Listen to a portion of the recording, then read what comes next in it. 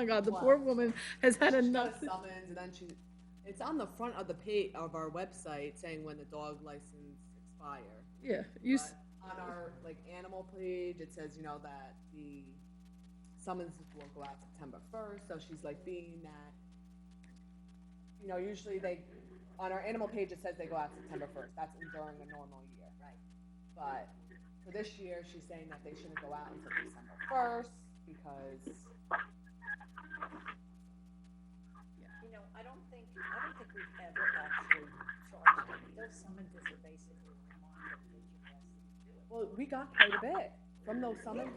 What was issued so far?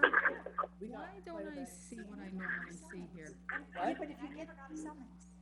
Well, that's Hey, because you don't Jess. have a license. How do I get I one? did have a license, Chloe. I got it. I have a little 6 years ago. Yeah, maybe.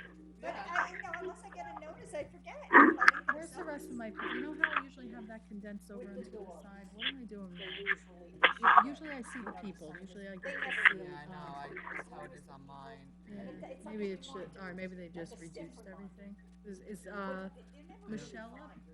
She's usually up, right? Oh, wait, let's go here. Go down into No, participant that's view. Oh, that's that view. Yeah, it's a weird view today. It's all right, I'll make it work. Wait, let's check up over here. But everybody loses their Our mind. panel view?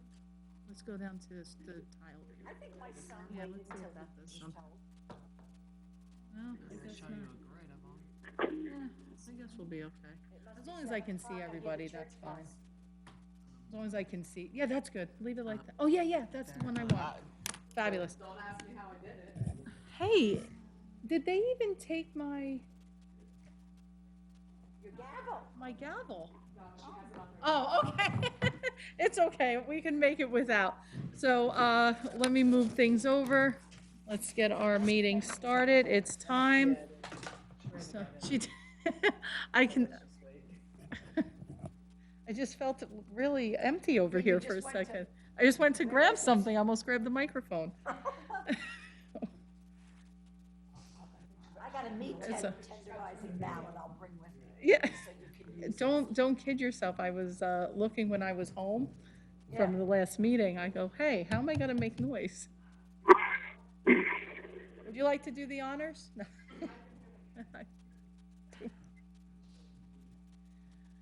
All right.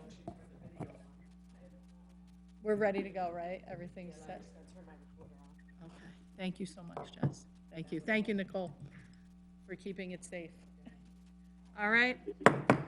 Ladies and gentlemen, please rise for a short prayer and a salute to our flag. Almighty God, grant us the wisdom to make those decisions in the best interest of all of our residents. May the Heavenly Father of us all bless those who have given the ultimate sacrifice in service to our nation, and may He watch over and protect our servicemen and women now guarding the gates of freedom. Salute to our flag. I pledge allegiance to the flag of the United States of America and to the republic for which it stands, one nation, under God, indivisible, with liberty and justice for all.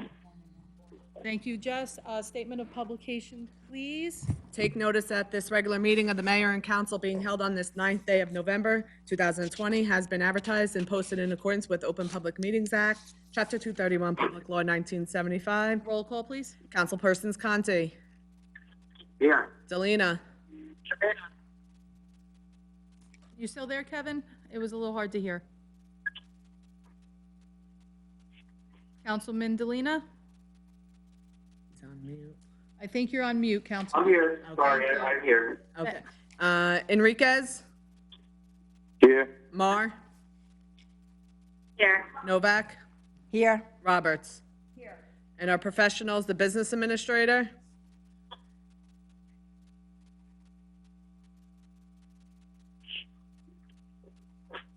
Dan, you there? You just have to unmute, Dan. Present. Thank you. CFO? Here. Engineer? Here. Attorney? Here. Okay, we're going to move on to the approval of prior minutes. Council President Novak, please. Yes, I move that the minutes as listed on the agenda be approved, subject to change if necessary. Is there a second? Second. Roll call, please. Councilpersons Novak, Yes. Conti, Yes. Delina, Yes. Enriquez, Yes. Mar, Yes. Roberts. Yes.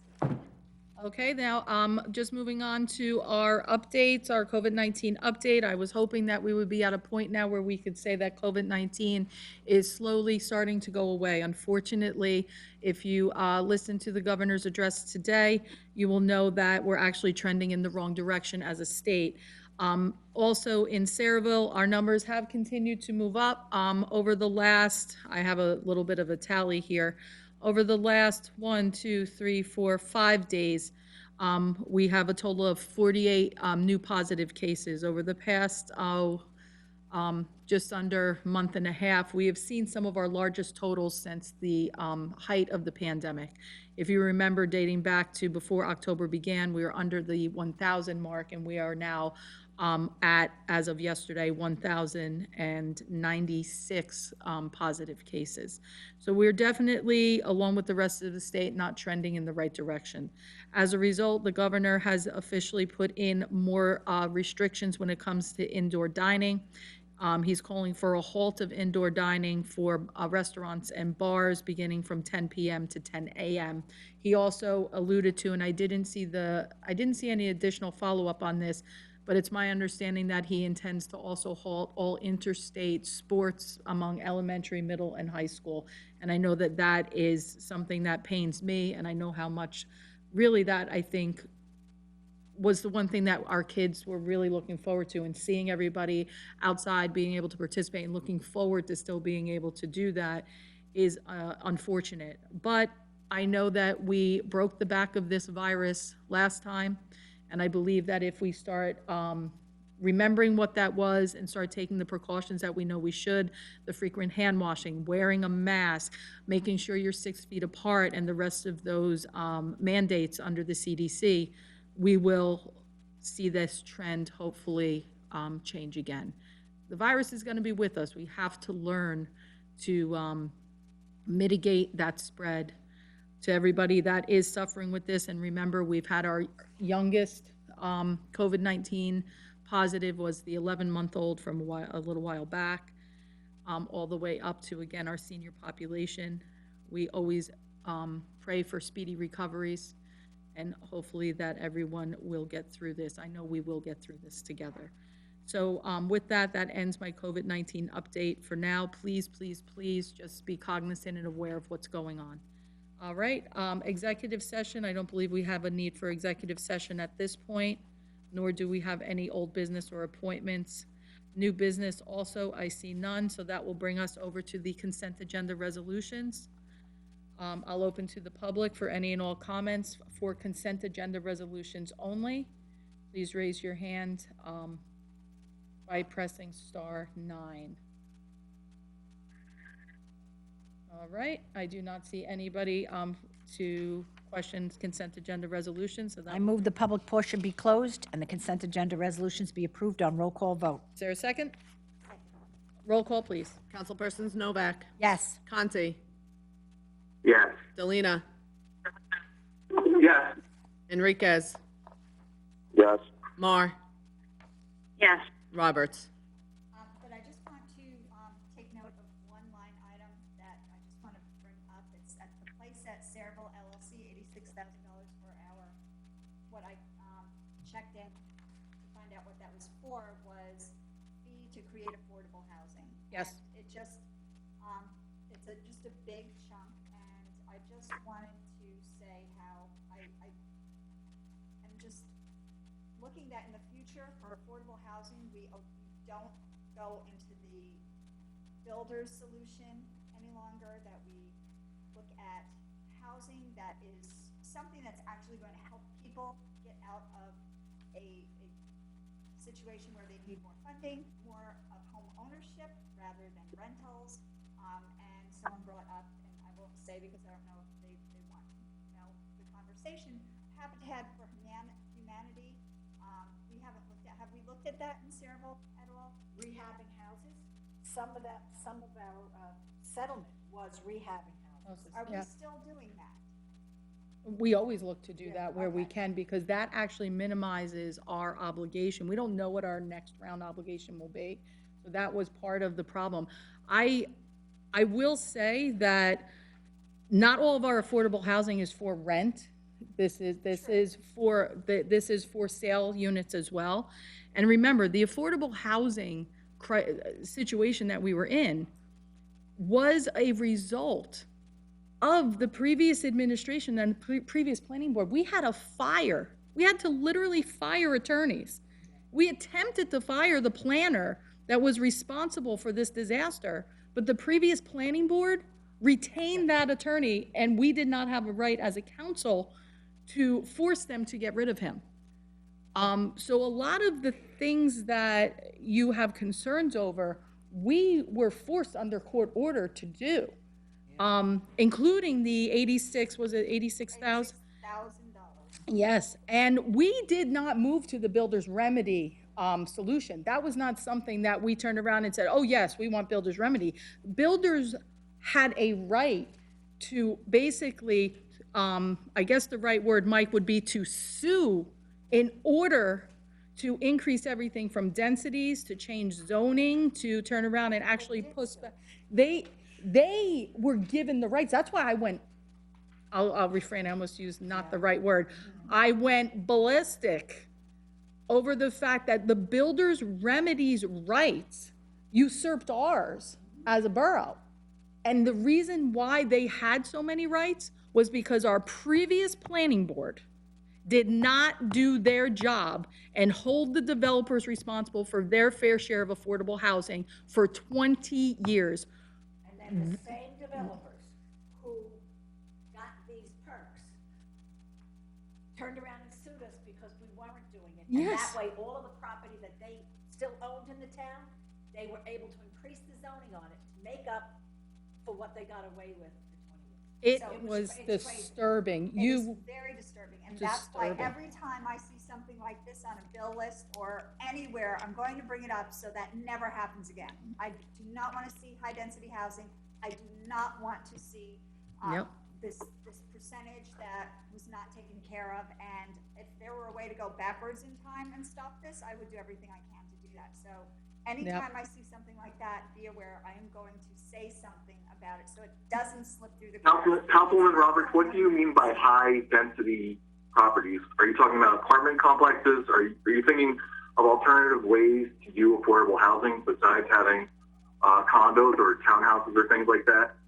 I am saying anytime there's affordable housing, ownership should be the first priority. We should also look at our master plan and avoid high-density housing solutions and encourage home ownership and beginning of wealth for people who are in lower income so that they can establish wealth and then pass those properties on to others who may need that assistance. But right now, if everyone's renting, we are just doing a disservice to that entire population. And if it's high-density housing, it's doing a disservice to our entire township. but and this residents. isn't, but this isn't rental. You're These looking at, 86 are rental, I well, believe. not everything that we had to agree to under the No, affordable housing was for, Some of and it's purchased. this, yeah, and just so that you know, this particular,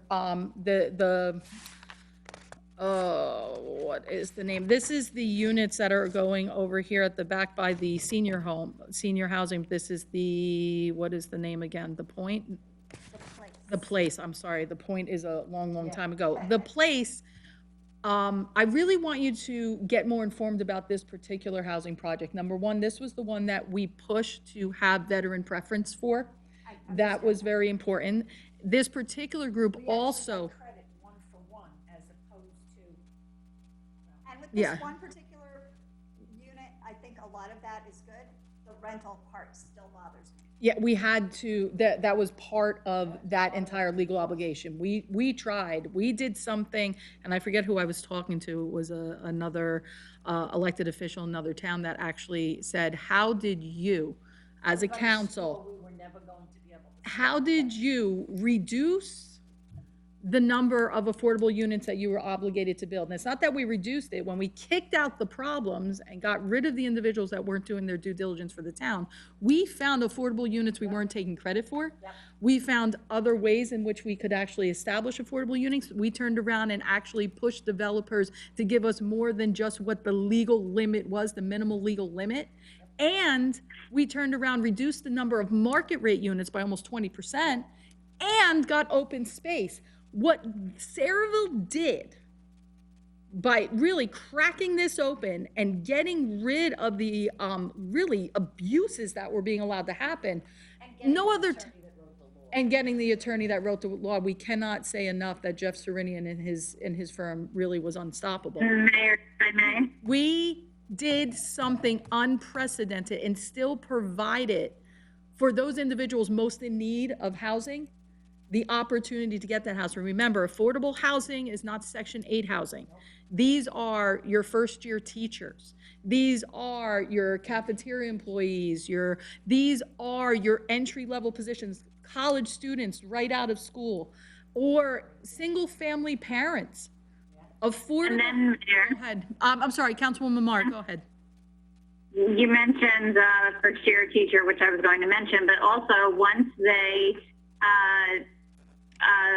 get a higher salary, they are not forced to leave either. Yeah, well, that's the other point about the place.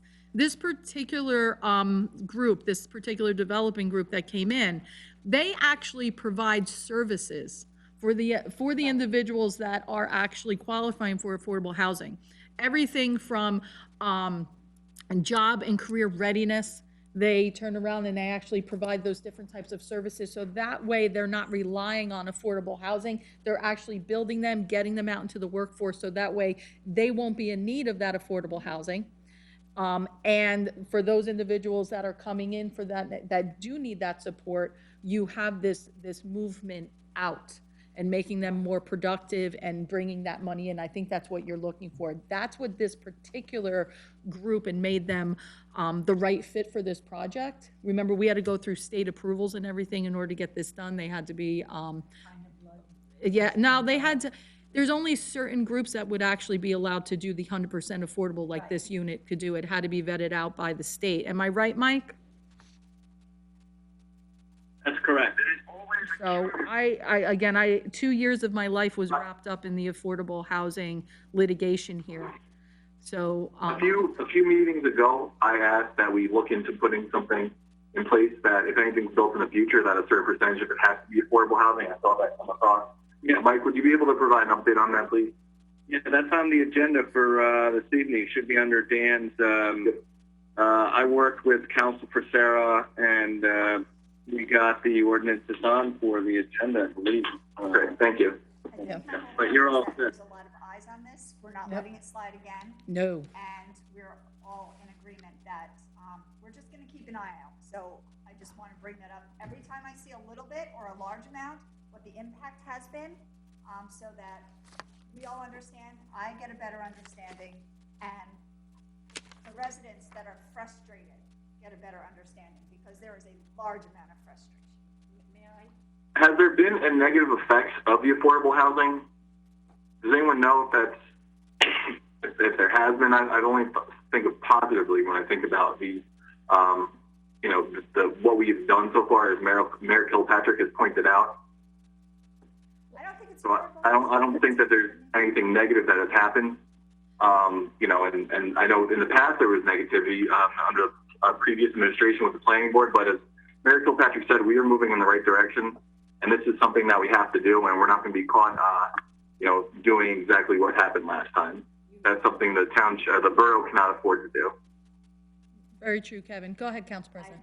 I was just gonna, obviously, you remember, but Donna wasn't here at the time. It was even right before we finally got these ordinances done for like the third or fourth time, as I recall, I had to keep just tweaked a little bit. But there was an ordinance that we put in place where developers that are building warehousing or something that is not residential. Non-residential. They must pay now a fee. And that goes to the town that we could have used a lot of that money to do this. Other towns like East Brunswick have been doing it for well, by now, probably 10 years. When we heard that we should have been doing that, that we weren't, that was one of the first things we did. So we started to collect that money from developers even before we got this whole mess settled. Yeah, that's non-residential trust money that has to automatically go into affordable housing. So that way, it's kind of a fund that you can pull from in the event we had to go with this 100% affordable type units. It's something that the planning board knew existed. And I'm not gonna evoke the attorney's name, but the particular attorney that we had here representing the planning board under the previous administration did not hold the developers responsible for paying into that trust or for providing their fair share of affordable housing, but in his town, in East Brunswick, not only were they collecting the money, but they were making sure the developers were putting in their fair share. So and that's why, like I said, when it comes to affordable housing, I am not opposed to affordable housing. No. Because affordable The housing, implementation that was done in the past is the problem, and absolutely, I'm going to look at every little line item to make sure that we don't let anything slip. absolutely. And I know that there's been a lot of work done, but there's been a lot of damage done. Oh, yeah, it's irreparable. It's irreparable. I'm just glad that we were able to take Shrink it a little bit. a horrible bag of, you could imagine, and we were able to turn around and shrink that bag down a little bit so that the impact wasn't so enormous. But one of the things, not that you want to read this, but I think that maybe Jess or Mike or Dan, can you please compile for, Jess's face just dropped. So compile, please, the settlement agreements that we've had for affordable housing and what we got that, stuck with and what we whittled it down to. yes, I actually think that would be a very valuable tool for many Yes. people, because what I'm noticing is whenever I pick up a package, there's history that goes 3 years back and 4 years back. Absolutely. I have to go and find out from other people how we got to this point. And if you don't have that knowledge available, what's on paper in front of you seems innocuous. But knowing where it came from and what it's attempting to do in 3 more moves is going to give you a better view. absolutely. So, being a freshman Mayor, if I- on the council, I don't want to be sideswiped with, the lack of history or knowledge about what the destination is, because it's given to us piece by piece. That's one of my, I raised my hand and vowed and said we would be more transparent than ever before, because I was in your shoes, actually in that seat. And that is exactly how I felt, because it takes a long time to really get the history of situations. You don't always know. And I give you a lot of credit for one, you're gonna have a lot, but it's important. I always give a hat tip to Mary, because she's been here the longest up here, and she knows the history of a lot of the things that come up. And history is valuable. With that, I think council, Let me go ahead I and think say, Mike I Dupont- will approve the bill pay list, but I will, each time I see something like that, have a question about it, get an answer, and then make sure the public knows where we stand with it and what we're paying for, and the sins we never want to commit again. absolutely.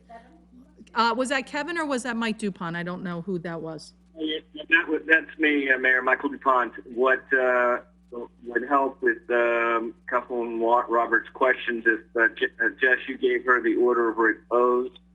That has a history in it, and then also, if you don't have it, I'll attach the court transcript.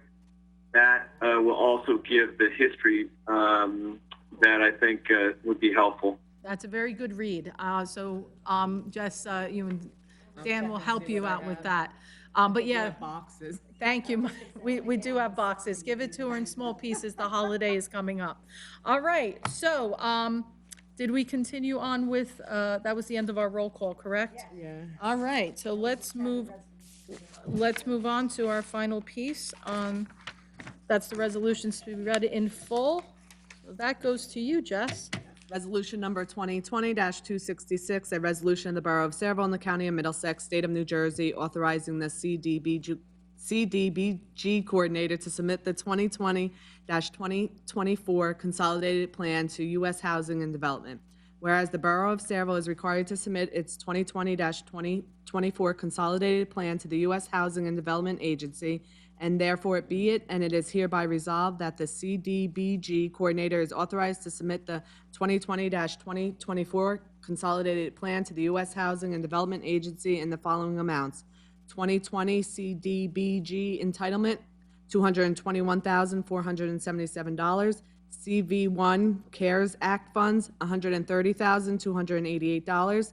And CV3 CARES Act funds, $356,218. Okay, we need to open that to the public first, so, anybody from the public wish to speak on, Resolution 2020-266, please press star 9. Seeing no hands, is there a second? Second. Roll call, please. Councilpersons Novak, Yes. Conti, Yes. Selena, Yes. Enriquez, Yes. Mar, Yes. Roberts. Yes. Okay, we'll move on then to the Borough Attorney's report. Anything, Mike? Yes, only I am proud and happy to say congratulations to Councilwoman Novak in her victory for her elections. Being a former elected official, I know how difficult it is on the family, and the same goes to the newly elected, re-elected Vin Conti. Just congratulations to both, and may you be safe, and God bless your leadership in the upcoming year. Thank you. Thank you, Mike. I appreciate that. Thank you. My apologies to both Council President Novak and to Councilman Conti for not starting our meeting with that. I sometimes get a little sidetracked with my COVID-19 update because I'm doing math. And, but I would like to also extend congratulations to both of you. And it's been a pleasure serving with you, Mary, for as long as we've been up here together. It was the first year that we haven't run together, so it was a little weird. I know, we're back together, so it all happened, it all comes full circle at the end. And Councilman Conti, I'm so glad that you get to serve now that 3-year term, and I thank you for coming in as sort of that pinch hitter to get your feet wet and agreeing to stick on for the for the running afterwards, and obviously to everybody that was on that ballot, from council all the way down to our Board of Education, from the tip of the ticket top down. It's not easy to put yourself out there. It's not easy to be in an election, and it does take a toll on everyone. And this particular election was extremely unique and just history-making on so many levels. So thank you, Mike, for giving me that segue to say that prior to Mayor's comments on the agenda session. With that, we'll open to the public for any and all statements. If you would like to speak, please press star 9. I see Arthur, Mr. Rittenhouse, you're in the public portion. State your name and address, please. Arthur Rittenhouse, 33 Delacat Lane, Saraville, New Jersey. Just a couple of comments. The first one, just you mentioned the open space as part of the affordable housing. Did we ever do the environmental checking because there was a chance that had pollution on that land? You know, it's been a while. I don't recall. I know that when the open space purchase finally went through. Mike, do you know? No, I can follow up with that. Off the top of my head, I don't have the file in front of me, but I'll certainly follow up with it. Okay. Okay, and Mike, my other normal question is anything with Fulton's Landing? No, at this point in time, we're still waiting for the court's call. I know that's one of the reasons why they extended the time period to try to resolve it between the parties. I haven't heard anything. I know I haven't even picked a court date, so I'll certainly follow up with Kirk to see if he's heard anything.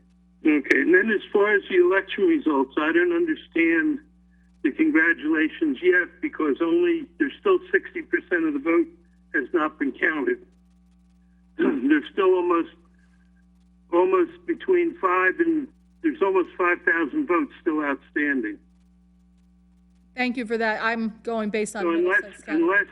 unless somebody's giving you information, I just checked on the Middlesex County website before, 2 minutes before the meeting started, and the results are still the same. There's still 3,500 provisional ballots that they're not even going to start to count until after the 10th.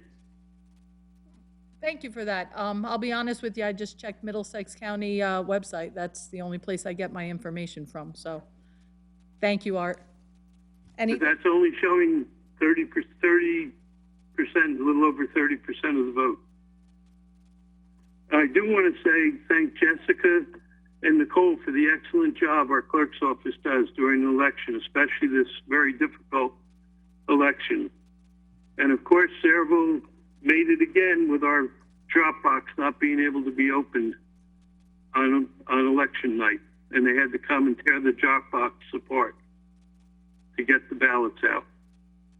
Jess and And, Nicole, unfortunately, the Board of Elections is still making last-minute decisions. When that box had to be opened like that, at 3:03, I got an email that said at 3:30 they were going to open the box because both chairs should have been notified and given much more time than that, but I was able to make it for that. And that's about it. Thank you. thank you, Art. I appreciate that. And yes, Jessica and Nicole as well, and I'm sure this was a team. This was a team effort. You ladies really deserve so much of just thank yous and kudos, because I saw those bins lined up. That's a monumental task. Ladies and gentlemen, anybody else from the public wish to speak? Seeing none, I'll entertain a motion to close the public. There's, Second. all in favor? Aye. Any opposed? Aye. All right, To adjourn. thank you. Any, all in favor? Aye. Any opposed? Aye. All right, ladies and gentlemen, we are moving on to the agenda session unless somebody needs a break. We're okay? Ladies, we're okay? Okay, we're moving on. Ladies and gentlemen, once again, please stand for a salute to our flag.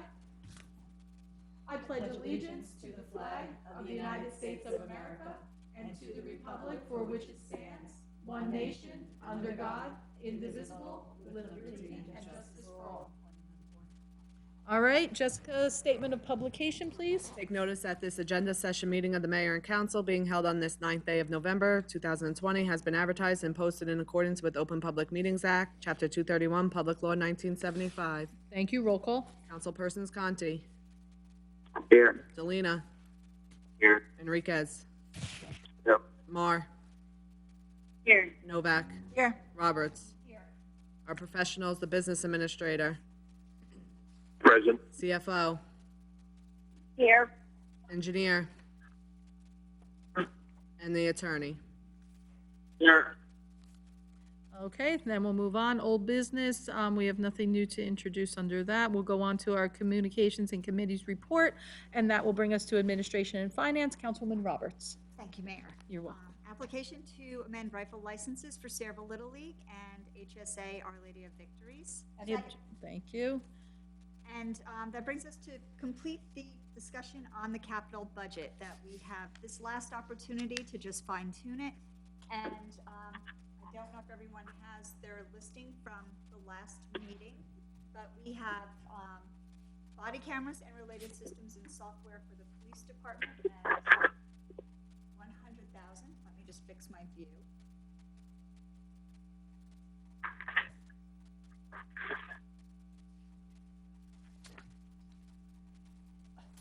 Technology improvements at 135. Turnout gear for 50,000. Replace engine 5 at 600. Pagers and batteries for 40,000. Automated refuse containers at 27,000. And sewer camera vehicle at 160,000. I think pagers and batteries, was that correct? I think I had that typo. It's 20,000 or 40,000? Dan and Denise? Yeah, I think we had to adjust that. Dan and Denise, do you remember what that was? I was just looking through my other paper on It that. should be 20,000, Mayor. Thank you very much, 20,000. Okay, so that brings us to, if I had stated everything properly, a total bond for $1,092,000, where we started at close to 13 million on the list of asks. So I think we've brought it down considerably. And I just wanted to know, if there are any council members that have any questions or comments. The Police vehicles? Are they removed? No, the police vehicles You were, didn't mention. I'm sorry. I might have hidden that. That might be why my number Police is a little. vehicles should be 150,000. Thank you, Denise. So last meeting, this is Councilwoman Mar. Last meeting, I did request more information for need for the fire truck, and I haven't been provided that information. Were you So I got a able little to bit. receive any information? I got a little bit for you, Michelle. So I know you wanted to know information on how often it's utilized, and I discussed it with the chief, and he says that house has an average of 395 calls a year, of which that particular vehicle would be on 95% of the calls. So it's a vehicle, it's their workhorse, and it's out most of the time on their calls. And, you know, as I said, that's coming directly from the chief. 395 has been the average out of that house.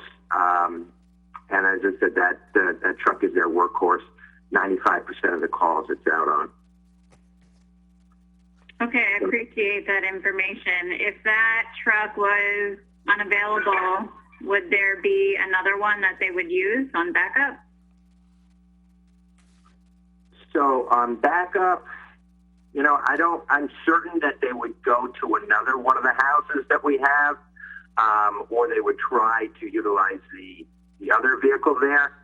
But I'm not sure. I can't give the tactical information as far as the chief, what they might do with that. I mean, if that were the case, if they didn't have that vehicle and then had to go for an alternative, boy, that puts us in a difficult spot. I would hate to hear them say, yeah, we've got to go to other houses for that vehicle, because that's a big safety concern. Vince, I know they try to, Vince, but I can't speak to it. Vince, we're blessed to actually have somebody that can speak to it, in the comfy chairs all the way in the back. Did you want to add anything, Chief, to that? Yeah, you can come up, sure. And then I have one last question while he's coming up. The engine idle time versus the pump time, does he have the stats on that as well? All right, so I think, Chief McGaw, do you want to handle the first question, and then you want to follow up with the idle time versus the pump time? Okay, as far as the apparatus goes, engine 5 is the main apparatus of that house. There's also engine 6. Engine 6 carries our cascade system, which is a system of air vessels and a fill station that fills our air bottles while we're at fire scenes, which takes up a lot of room in the apparatus.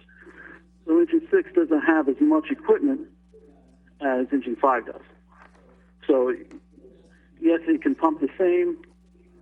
We have the same amount of supply hose on it and the same amount of tack hose, but other equipment is less on engine 6 than engine 5. Thank you for that, Chief. I definitely would not have known that without you.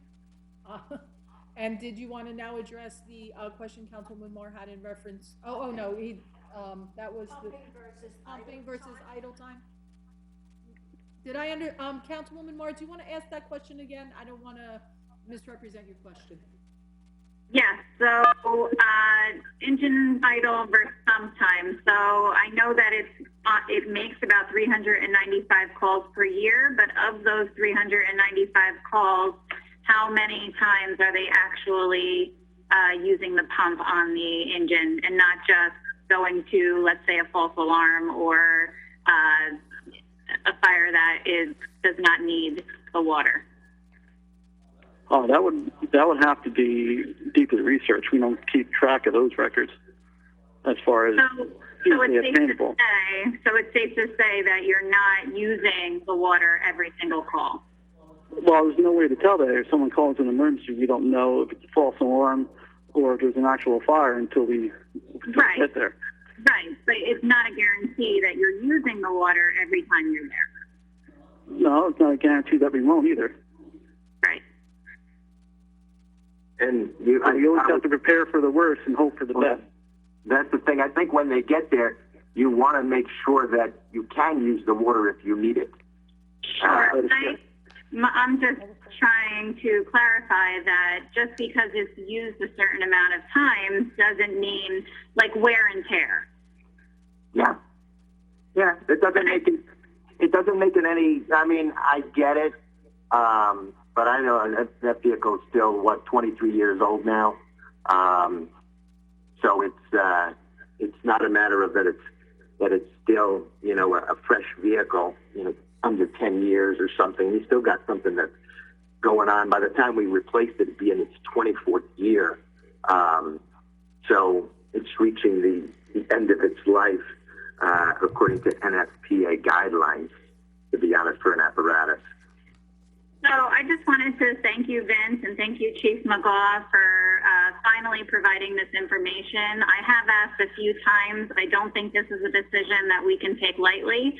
And the first few times that I did request this information, it just seemed like, this is how we do things. We just pass it without investigating. And I really just think our residents deserve to have a full investigation before we approve something of this magnitude. Yeah, and Councilwoman Ma, I appreciate you actually allowing us to dig deeper in this, because the chief and I have had a few conversations, and I know personally, and he knows this, that I certainly didn't want to go into this and say, well, it's just reached that time, let's just go ahead with it. And he knows I've asked some difficult questions. He's come back with very detailed responses, which has been very good, and it helps me. And it helps everybody to understand what we're doing is out of necessity as opposed to something we always did, which I'm with you. I want to get away from doing that. And in this case here, I think that we're doing it right as opposed to. And I also think it should be noted that this isn't for his own firehouse, which right. I think that's true. They're alive. That's true. Good point.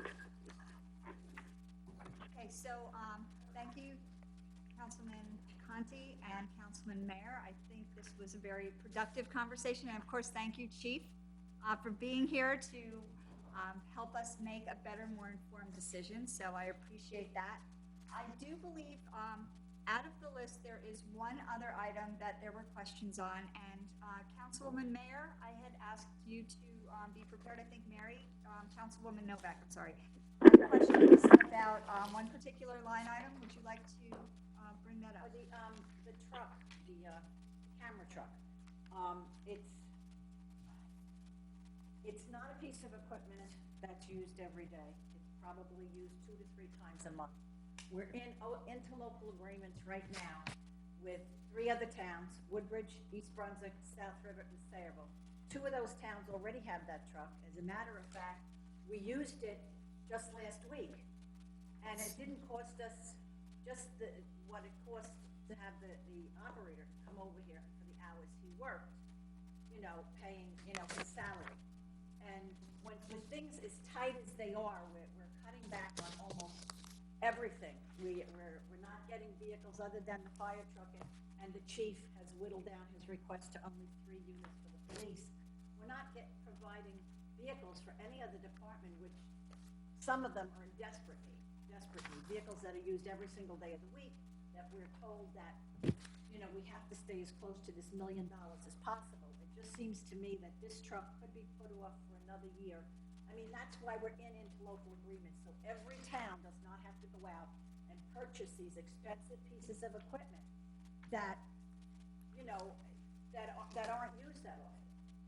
And it obviously that these interlocal agreements work, because we just used that truck from Woodbridge last week. They did both the sanitary sewer and the storm sewer for a Singleton. problem we had. And I'm not saying that, you know, it wouldn't be great if we could have this piece of equipment where we wouldn't have to wait a day for Woodbridge to bring it over, their piece of equipment over, but with the, budget the way it is, I can't see any reason. I'd rather keep it as close to that million as possible. That's why when you said it was only $1,092,000, I knew something was missing from that. Thank you for that. You know, so if basically what the cop cars is just about the same cost as this camera truck, and I'd really like the camera truck to be put off for another year, and then maybe even still have the same discussion next year. Because when two or four Camera towns truck's have- 160, is it, or 140?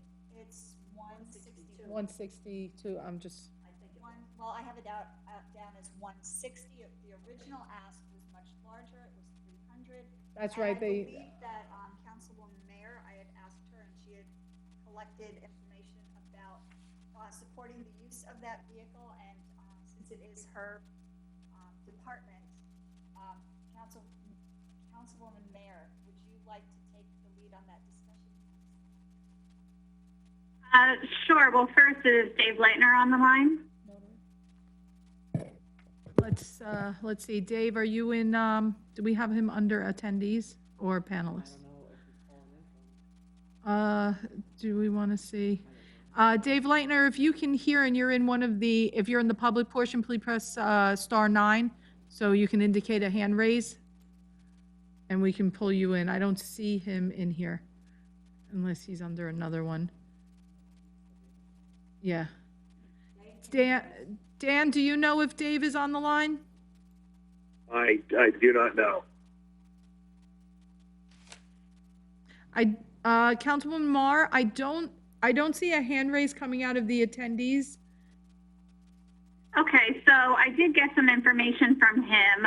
If this is something that is a concern, then just like we waited to hear from the fire chief, I would hope that we would extend that same grace to our water supervisor to give him the chance to speak for his department as well.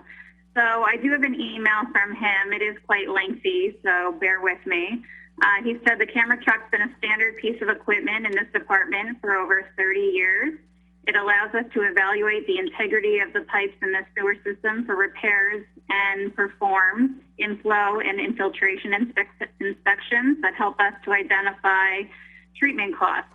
A very conservative estimate represents about $190,000 of the estimated $3.8 million disposal costs annually. Realistically, it cannot be stopped completely, but identifying bad areas allows us to prioritize future capital projects to help reduce the excess in fees. Okay, so basically, prior to the accident that disabled our vehicle, we inspected an average of 4,000 feet of pipe a month. That's over 10 miles per year. They're now 2 years behind. So I don't think that this can be put off. They are 2 years behind with over 140 miles of gravity sewer pipe in the ground that hampers the ability to identify the potential problem areas. They are unable to inspect pipe for the DPW when they run into issues. The current cost of equipment rental is $1,700 a day. And with a crew from an inspection services company, it's in excess of $2,800. We do reach out to Woodbridge for their daily costs, but we did not receive a call back.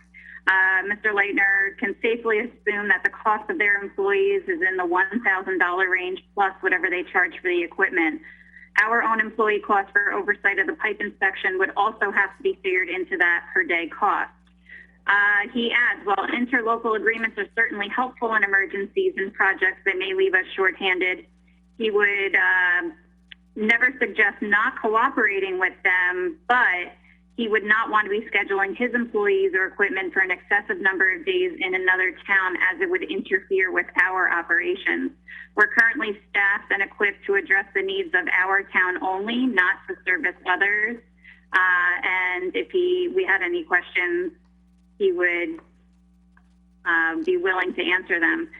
So just to hear the part where they're 2 years behind, again, I think that that's the most concerning part, and that it's $2,800 a day between the equipment and the crew. I don't believe that is accurate.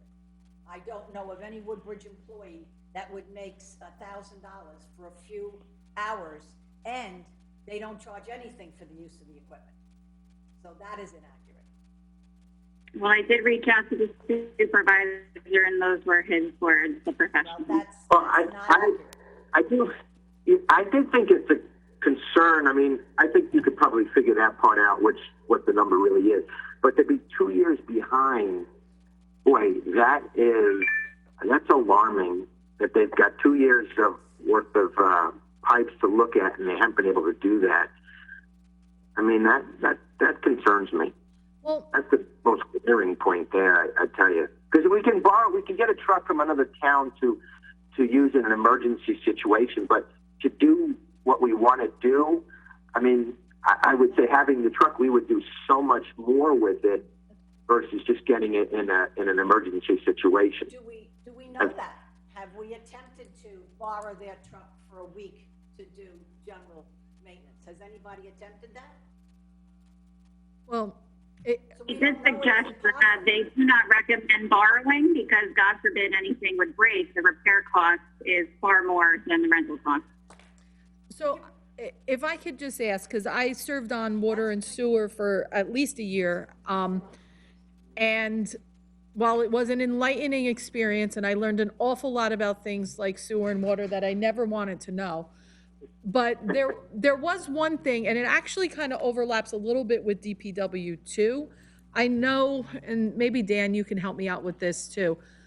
One of the problems that I know the water and sewer department had when I was there, and I'm certain it continues because we don't have this truck, when there is an emergency situation, and we are unable to get a truck from another town, this was a problem which always incurred a huge cost for us, tens of thousands of dollars. If we can't scope the lines, then we have to break up the road, or we have to break up that area.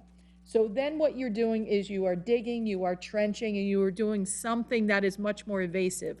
I know that that was always a concern for the previous director, and I know for Dave now too, because now we're incurring a much larger cost, and it's also now putting strain and monies out of another department as well, because now we're doing road repair and everything else. I understand the importance of the camera truck. And I do appreciate, listen, I'm a huge proponent and fought like hell to get an interlocal agreement when we were being kiboshed through Public Works for a long time.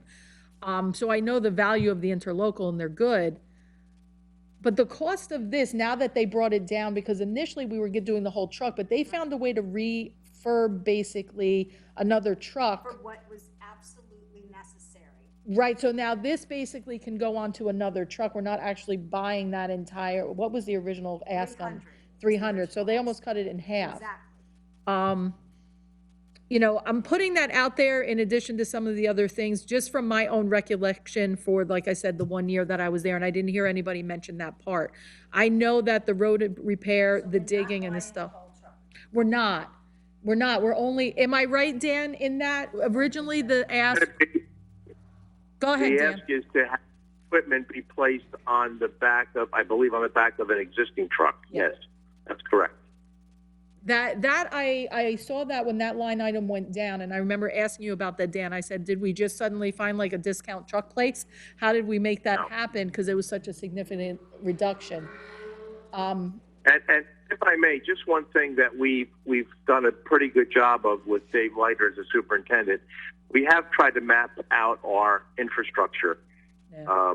And we all know this, okay? We've been very fortunate this past probably 8 to 10 months, but the year before last, we had a horrible, horrible year with a lot of breaks and everything like that.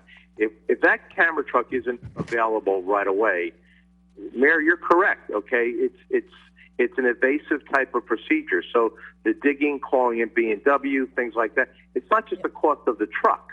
That cost it'll exponentially go higher. So it's not $2,800 or $3,800. It could be $15,000, $20,000, $30,000, okay, depending on the break.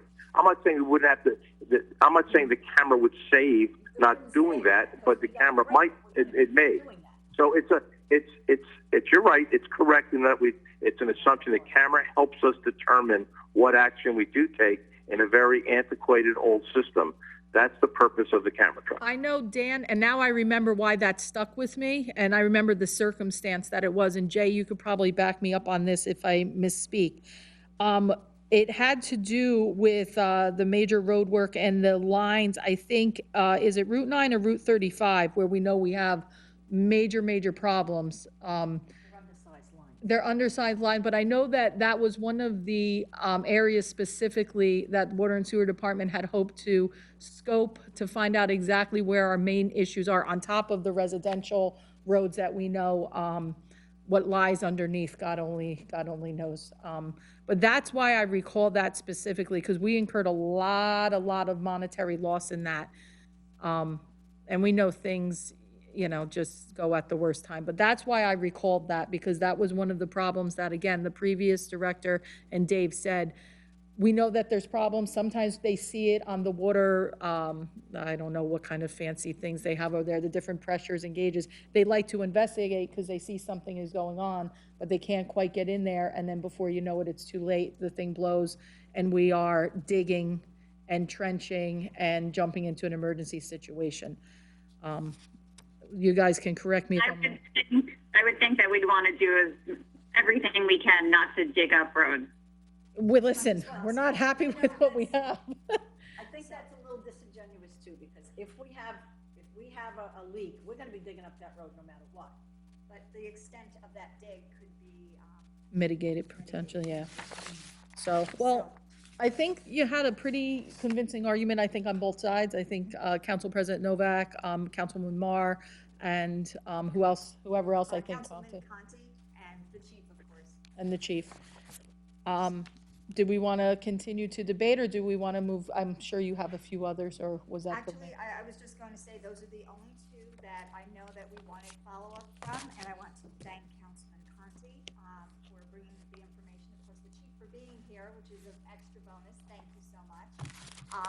Councilwoman Marr, because I did post that she would need to reach out for her department to represent them, and I think she did a wonderful job of doing so. And I believe that at this point, unless I'm mistaken, if any other council member has any questions to bring up, I would like to get a feeling that we are the two points of contention, where we stand, because when we write this bond ordinance, this is it.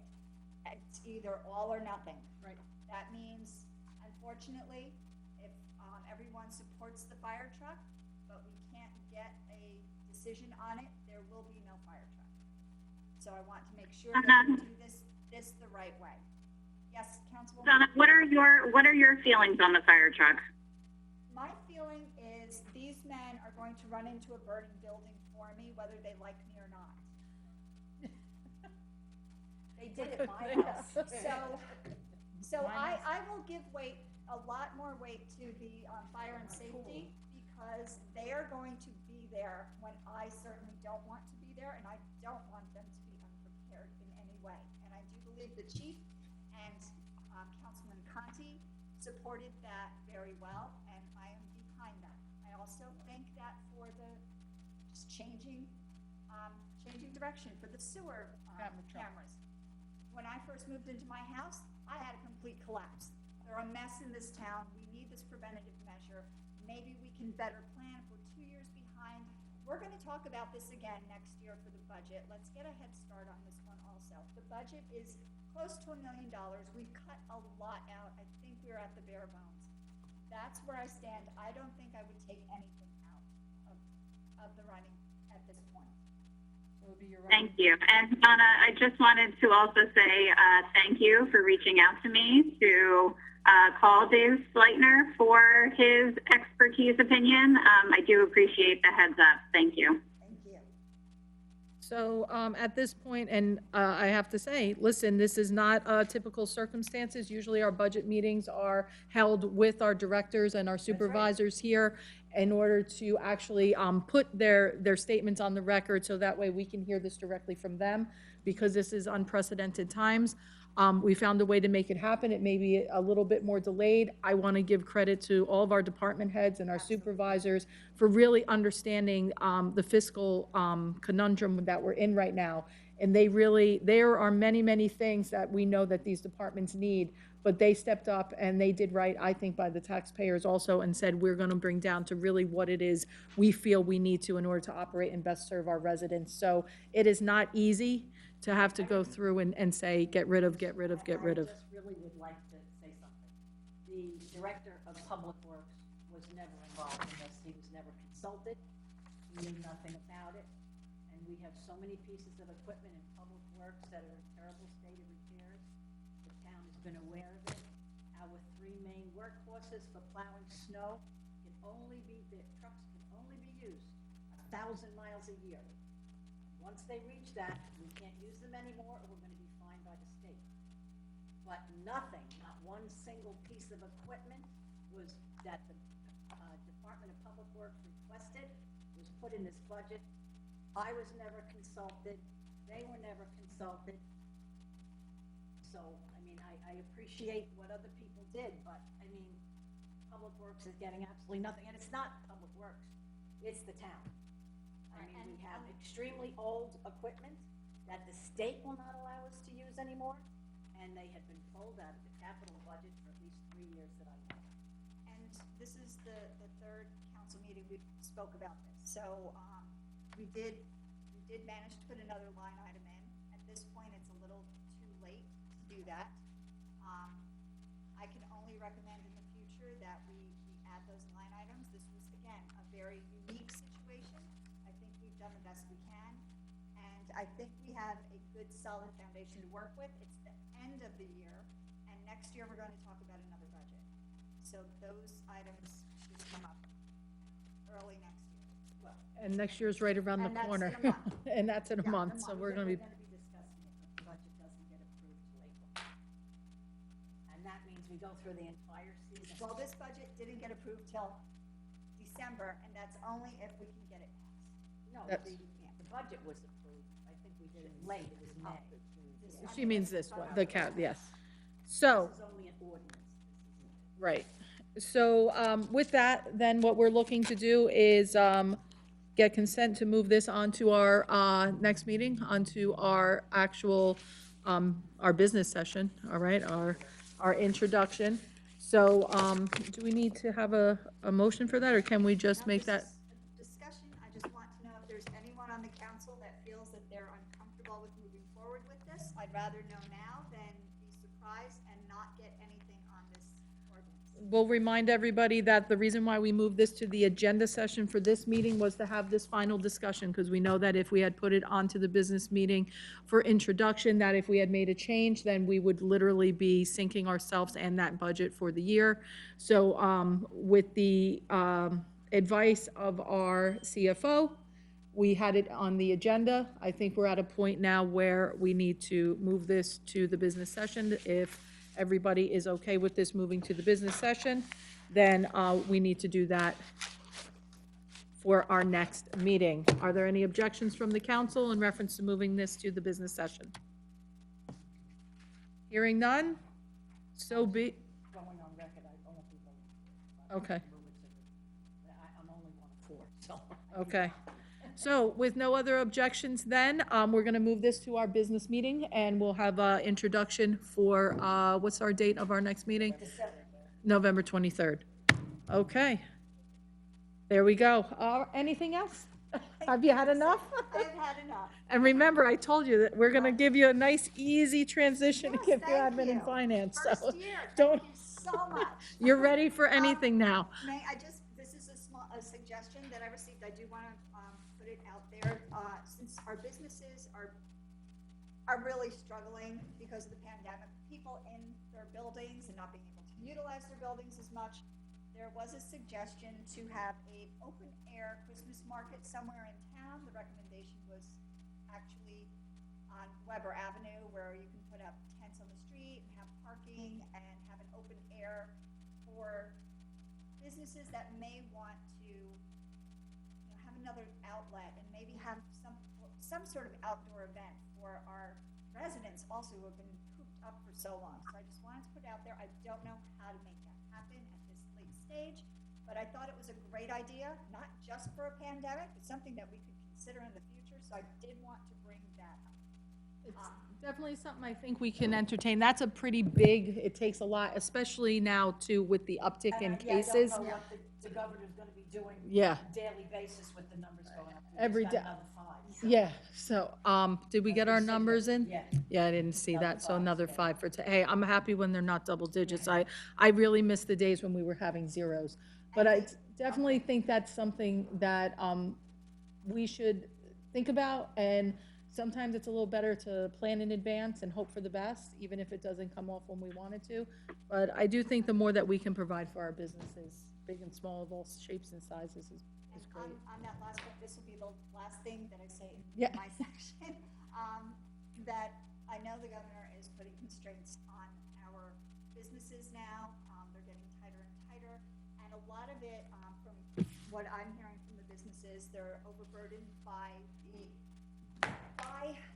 the actions of others. Like, for example, Jersey City may have had a problem with clubs and restaurants, but ours are not having that same problem, but they're being penalized for the problems others are making. If there is any way that we could address just what Saraville is doing, because we're doing a lot well, and we shouldn't punish our businesses for what they're doing well because of those in other areas. I don't know how to do that. I just wanted to bring that up. That's one of the conundrums here. When it comes to the executive orders, when he puts them out, they specifically state in their final clauses that municipalities can always make executive orders stronger, but we cannot actually relax the executive orders. So it really does tie us, because then we're in violation of executive order. And then what happens is, from a borough perspective, the liability might not be as great as the businesses. So if the businesses aren't adhering to something in the executive order, they get the phone call, the states, anybody could report them, and then it's the business owners that literally fall victim to whether it be fining or shutting down.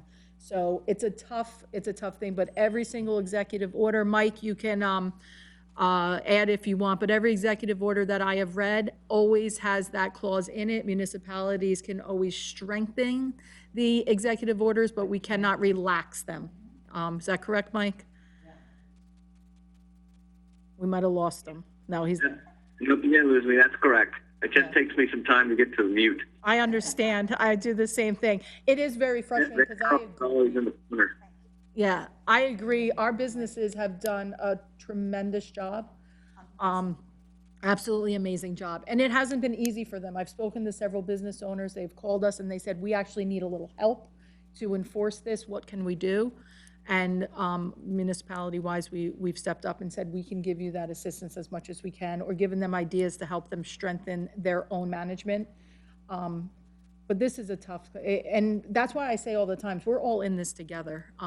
As a state, our neighbors, because we all travel all over the place, we really have to look at this collectively. This pandemic is not just in Jersey City, not just here. We have to all come together. I wish these other towns would kind of get their selves in check, so that the ones that are doing the right thing don't bear the burden of those that aren't. And finally, Mayor, thank you so much for your patience No. with the discussions. I am done. Thank you. I like discussions. I've always said that. I think you get more accomplished when you can talk, and we don't all have to agree, but I think the taxpayers deserve to see that we care enough to have the conversations. So thank you. Great work. All right, moving on then. Planning and zoning, Councilman DeLena, please. Thank you, Mayor. There's no minutes and departmental reports. I would like to receive and file the notice of adjacent community property under B1. Any objection? Do I have a second for that? Second. Thank you. Other than that, October 28th, we held the CARES Act presentation for our small businesses. We had a few attend.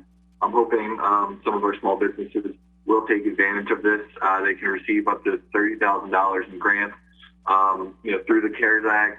If they need help, they can reach out to the county's office for small businesses. I can provide that number to anyone if they'd be interested. If you just give me 1 second. Let's find a way to even post that someplace, reach out to our communications officer, and so we can have that more visible. I don't know if that's on the page right now, but you did a great job with organizing that first one, Kevin. Thank you so much. So let's keep building on that. Absolutely, I agree. And I really hope our small businesses do take advantage of this. I know, these are some trying times right now. And with more restrictions being placed on our businesses by the governor, it's only going to end up hurting them more. So I hope that they really do apply for these grants and receive them. And if any of our small businesses need help coordinating with the county, I'd be more than happy to help them do that. Thank you, Kevin. Other than that, progress. Thank you very much, Councilman Delina. Public Safety, Councilman Conti, please. Thank you, Mayor. So I'd like to move the following minutes and reports be received and filed. The Board of Health minutes of October 1st. Second. Thank you. Second. All right, thank you. Actually, I don't have anything going on for my committee report. Spent a lot of time checking on some issues, talking with the fire chief as well, and Donna and Mary, and no other committee reports beyond that to discuss today. Thank you very much, then, Councilman Conti. We'll move on to Recreation. Councilman Enriquez?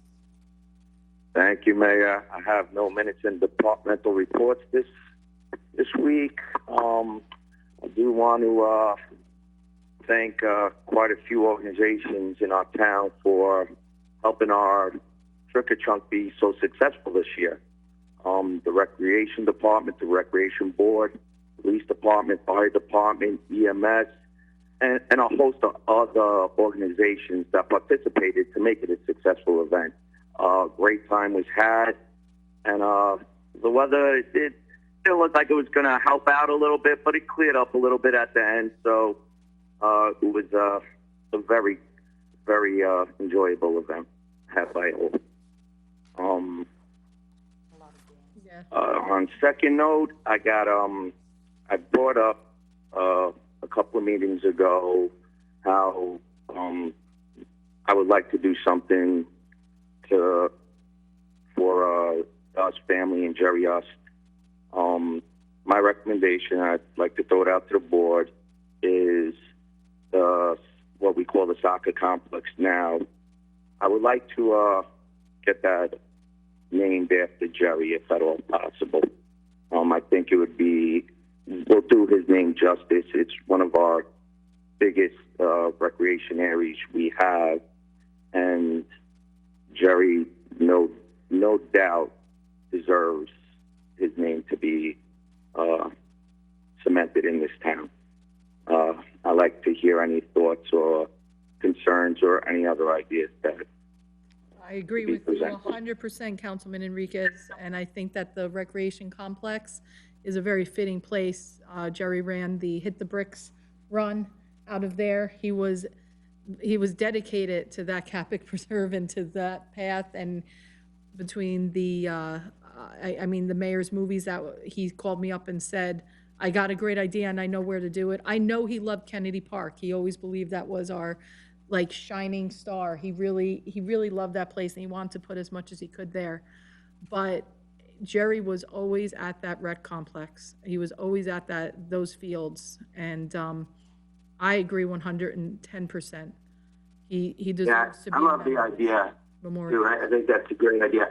I was talking to him, several weeks back, and he was just going on and on about all that area has to offer, and I didn't even know about a lot of it. And his eyes just lit up. He's so proud of the area, everything that was going on there. I think that would be a great tribute to him, and that's a great idea. For the record, I knew it wasn't going to rain on that trick-or-trunk. That was his, Damon, you could attest to this. He said before, that was his last hurrah. He said, Vic, we can do something for these kids, and I know I can do a trick-or-trunk and still follow every one of those CDC guidelines. And I said, if there's anyone that can do it, Jerry, it could be you. I go, and I have faith in that. And I knew, Damon, when I saw rain, I said, Jerry is going to push these clouds away. He goes, not on my day. And I swear that is why we had the nice night that we did. By the time the kids started, Yeah. That's right. As soon as those kids came, it was okay. That's enough. We've had the rain. Everything's cooled down now. Let it be. So, I think in honor of that, that once again reaffirms that as a fitting place. Any other council people? Any other comments? I agree 100%. As do I. I think that's a fantastic idea, and it will definitely honor him. You got consensus from the ladies on my left and on my right. You've got the consensus from the rest of the council, so let's see what we can do to make this happen. Thank you, Damon. You're welcome, Mayor. And Dan, I'll reach out to you and see how we could get this rolling forward and progress, man. Thank you so very much. And we're going to move to water, sewer, and environmental. Councilwoman Marr. Okay, good evening. I do not have any minutes or departmental reports. So I'll move on to my weekly or monthly thank you shout out. So if you have driven by our Welcome to Sayreville sign in front of Wawa, hopefully you have noticed that there is a measurable improvement done. And we can thank Joe McCoy, who's one of our employees, and who is also one of the Troop 96 and 97 Eagle Scout Master. I was blown away that half of the people involved in this project did not even live in town. The Eagle Scout was from Brunswick, and the sandblasting company is from Carteret, and this gentleman provided his services to us for free because he wanted to work with the Eagle Scouts. So if we can in any way repay him by giving him business in return, any of our residents, the website is blownawaysandblasting.com. I thought it was incredible that he came out on his day off to help our town and to provide a service for free. So thank you, thank you, thank you. Secondly, the weather has been gorgeous. I actually brought my children and their friends to Kennedy Park the other day. We went to the skate park, and I cannot tell you how great of a time they all had. It was so nice to see so many families there, so many young kids there. The grounds were impeccable. It really was such a great visit. Everything was clean. The benches were great to see installed. It really was a really nice day to see so many families enjoying the park. I, of course, think we have a long ways to go, and little by little we can make improvements, but we're on our way. Next, I have to congratulate our two travel baseball teams, 8U and 14U River Dogs, for winning the U.S. ABL championship. So congratulations to them. And finally, we had an environmental meeting, and Anton, who spoke at the last council meeting and was curious about whether we compost or have a community garden, he joined us, and what a great addition he was to us. And we are making great progress with initial planning to hopefully also have a community garden here in Sayreville. That would be so. Yeah, so he was really great, really instrumental. He comes with great knowledge from being involved in other community gardens, and hopefully that's something that we can move forward with. So, Councilwoman Marr, in reference to the community gardens, because they're beautiful, so many towns do them. I was out in Chester, my family and I, just to kind of get away for a little bit. We've been doing something called COVID road trips, so we just kind of pick a road and we end up where we end up, and just to kind of drive around, get out to a park or something, because I love our parks too, but, you know, we kind of just want to feel like we're branching out a little bit. Over here on Weber Avenue after Hurricane Sandy, so many of those houses that we lost, so many of those lots, maybe do a little investigation. I don't know what we are legally able to do, but what's great about that space over there, almost like adopt a lots kind of thing, one of the problems that some towns have with their community gardens is accessibility. Being able to go there so that the community can park, walk, tend to their lots, but also take from those gardens. And it would be nice if maybe we can find a way to do something like that off on those roads closer to the water on South River, where you have those streets where there's not many houses. It wouldn't obstruct traffic and would give people a lot of space. And you can start small, but yet there's a lot of property, so you can expand if you get a big community outreach. wanting to make that larger and larger. So maybe, you know, it's totally not my forte. I don't have the knowledge, the background, or expertise, but I think you have a great addition now to environmental, along with the wonderful people you have already. Really would love to see something beneficial, positive, and usable over there. It's a large So space. MacArthur was our first choice. The initial problem is a water source. So Mr. Frankel's looking into it. As long as there's a water source, then that would be everyone's first choice.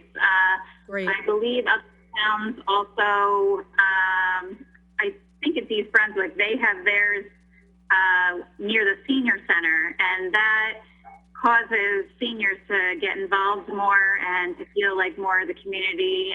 So that was also another idea that was brought up. So, but if a water source can be found at MacArthur Ave, then I think that's everyone's first choice. Wonderful. Keep us posted on that. I'm so glad to hear that. I don't think that they removed all the piping there from all the houses. So They the water didn't. source might be easier than you realize. Yeah, that's what I'm thinking too, because we did not eliminate those lines. If you remember that one proposal at one point from Rutgers was actually to eliminate the infrastructure underground or close on, and we didn't. So you might have that might be a nice surprise. It might be more accessible and easier than, you Yeah. realize. Absolutely. Very good. Thank you, Councilwoman Mar. Anything else? Nope, that's enough for this week. I love it. That's very, very good. All right, we're going to move on then to Public Works. Council President Novak, please. Yes, I have no minutes or departmental reports, and I'd just like to say progress. Yeah, very good. My report will be very simple. I just want to say thank you to so many people that have sent me and my family sympathies and condolences just this past week, actually right before Halloween. We lost what the senior center knows, and Jeannie Monty and many others. We lost my grandma Dee. So she lived a beautiful life, 90 years old. And if you knew Nana, you know that she was feisty right up until that very last breath she took. Even the nurses could attest to that. We miss her dearly, and I just thank you for the outpouring of support, the emails, the phone calls, and the cards on behalf of my family, my girls, my husband. I really appreciate that. Saraville, you're always there. You've always been there for my family, and I appreciate that very, very much. With that, Business Administrator's Report, Mr. Frankel. Thank you, Mayor. Thank you, Mayor. In your packet, you will see a meeting schedule for the 2021 council meeting. Through consultation with Jessica and Denise, we would like to make a small adjustment to that. Not knowing where COVID is heading and worried about also paying bills is on Friday, January 1st. We would like to make that the reorganization. We'll just call it the swearing-in meeting. Right. It would be more for swearing in our new, for Mary Novak and Vince Conti, also for the fire department, our EMT. We don't know if we can even have that inside. We may want to have that outside, but if we do that, it could be a very short swearing in. We are allowed to do, because Denise checked, we're allowed to do business and pay bills on a next meeting, which would be a agenda session meeting and then a regular meeting, which we would like to push out since January 1st is a Friday. We could be doing that as a we'll call it the pomp and circumstance meeting, and then we can go right to the business meeting on the 4th, which is a Monday. If we did that on the 4th, we would then make our next regularly scheduled meeting on January 25th. So that's what we're all proposing right now. And that's what our regular meeting was going to be, right, the 25th? Right, that's correct. We push out the 11th. Right, exactly, yeah, rather than having 4. Yeah, Dan, from what I understand, quite a few other municipalities are looking at similar swearing-in type services, so that ceremonial service as a result of COVID and keeping everybody safe. How does everybody feel about that? I think that makes probably the most sense and still be able to do everything we need to do. So I'm going to So January 11th is the 4th to pay bills. Yes, yes. And I'll ask council. January 4th would be the meeting. January 11th meeting would be eliminated. Right. So we will have our first outside swearing in ceremony. And with the way the weather's been going, let's keep our fingers crossed. It's gonna still feel like spring. It's gonna snow. But we'll make the necessary arrangements. I think it keeps everyone safe. Council President Novak and Councilman Conti, your thoughts first. I'll ask you guys first. Whatever.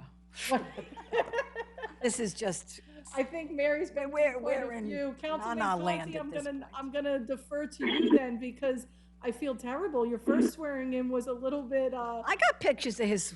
I do too. I think we're the only ones. Councilman Conti, are you comfortable with the outdoor celebration of swearing in? You know, as long as the weather looks like it's going to hold up, I don't want anybody to freeze on my account.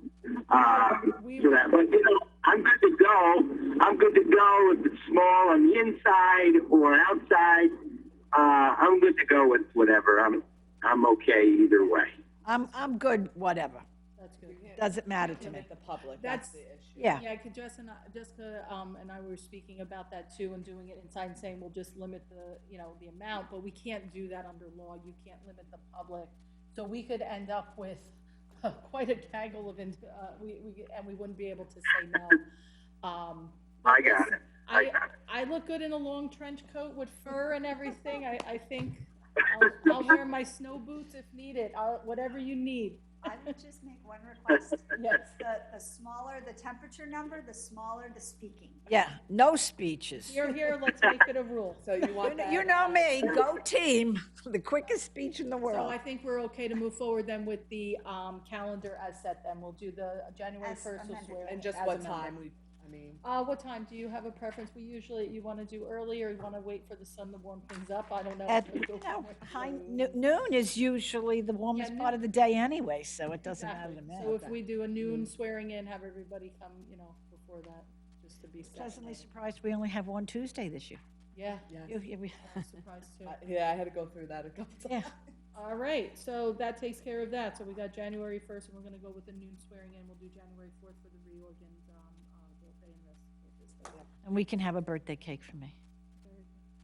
Nice. Double celebration. That'll be a little later though. We'll have to push that to the 1 o'clock time. No, I don't mean January 1st, my birthday is the 3rd, so I was, Well, you have your pick then, Yeah. before or after. yeah. All right, Dan, you can continue. That was an easy one. It took us long. Okay, thank you, Mayor. We have in your packet a resolution that Mike Dupont helped prepare, urging the New Jersey Board of Public Utilities to order a reduction in service charges for Optimum/Altice USA cable services for the residents due to their failure to provide adequate and proper service. Here. I just have one question. Mike, didn't you tell us they're no longer under the jurisdiction of the Board of Public Utilities, and that's why we couldn't do anything to them anymore? They had a case that they were arguing that they were not under, but I didn't buy the case. I heard that case was appealed, but I haven't seen any decision saying that they are not governed by the Board of Public Utilities. Okay, I thought it was you that told me that they were no longer. No, I So did. what I can we did. I do did to tell them? you. I did tell you that, but they appealed that also. Okay, so just for the record, we were told that that's what originally was, because I know, Dan, we called the BPU and they told us, the Yeah. BPU officials. That they're and not said under they us are anymore. No longer a regulated group under BPU. Yeah. So what you're saying now is that we're moving into, this idea that our attorney didn't buy that argument and we're gonna keep pressing on anyway. Well, it can't We're going hurt. to keep pressing on. Worst And case a friend of mine is the chairman of the BPU. So we are pursuing this, and matter of fact, another friend works for Altice. So I mean, I think it's a good resolution. There's other municipalities that have also entertained a similar resolution. I think it's something that the council would probably enjoy and support as well as the residents. Yes, thank you for doing that, Dan, Mike, I'm sorry, thank you. Dan, continue. Okay, authorization to establish procedures and public comment for the remote borough council meetings. Any objection? No. Authorization to enter into a cooperative pricing agreement with the Township of Woodbridge. Any objection? Authorization to amend Chapter 35 Affordable Housing, subsection 35-23, Affordable Housing Mandatory Set-Aside. No, that's what, Councilman Delina was That's what referencing. Councilman Galena wanted, correct. Very That's good, correct. Big fan. What we'll do, Dan, if anybody has comment after any of these statements, rather than me having to ask for any objection, you can just speak up, we'll move right through them, okay? Thank you. Authorization to extend the outdoor seating for businesses until March 31st, 2021. Authorization to remove a handicap parking space at 29 Hart Street, which is no longer needed. Authorizing the submission of a strategic plan for the Sayreville Municipal Alliance, grant fiscal year 2022, and acknowledging the terms and conditions for administering that grant. Authorization to appoint Mark Zambrisky to the police lieutenant and Louis Becker to police sergeant in the police department effective December 1st, 2020. Authorization to appoint school traffic guards for the period of November 17th, 2020 through August 31st, 2021. Authorization to appoint Todd Witt as Labor 1 of the Department of Public Works effective January 4th, 2021. Authorization to purchase one Ford Ranger from United Ford, the ESC NJ Co-op contract 20/21-91 in the amount not to exceed $31,000.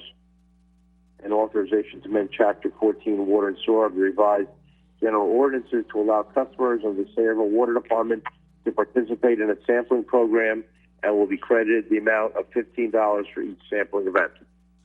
I just have a question. This truck, where is that money coming from? A grant? No, it's out of their operating budget. Oh, it's out of their operating budget. Okay, thank you. Okay, anything else, Dan? That's it, Mayor. Thank you. Thank you very much. CFO's report?